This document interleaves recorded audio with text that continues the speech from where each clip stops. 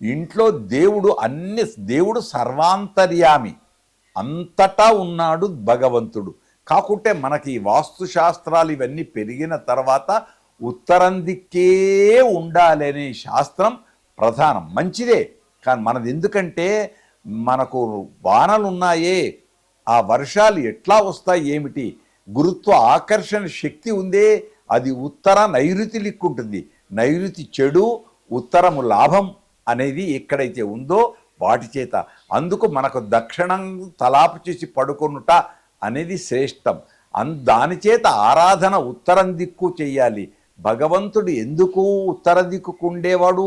ఆ శక్తిని ఇచ్చేటువంటి భగవంతుడు, అందులో ఉండేటువంటి ఈశాన్య దైవం. అందుచేత ఉత్తరం వైపు ఉంచడం శ్రేష్టం. కానీ భగవంతుడు అక్కడే ఉంచాలని లేదు, ఎక్కడైనా ఏ దిక్కైనా ఎలా అయినా ఉంచవచ్చు. ఒకటి.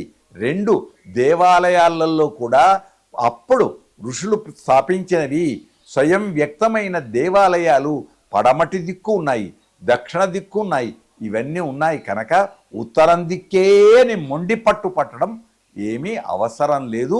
వారి వారి జాతకరీత్యా ఆ దైవాన్ని ఆరాధిస్తే చాలు, తల్లిదండ్రులకు దండం పెడితే చాలు, అంతే తప్ప వేరే కదా. అట్లే దైవం కూడా జగత్ పిత, జగత్ భర్త ఆయనే.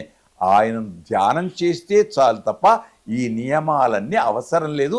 కాకుంటే ఈ నియమాలను మనం ఏర్పరచుకున్నాం కాబట్టి వాటిని శ్రద్ధతో పాటిద్దాం. శుభం. తక్షశిల మీడియా ఛానల్ని సబ్స్క్రైబ్ చేయండి, లైక్ చేయండి, షేర్ చేయండి.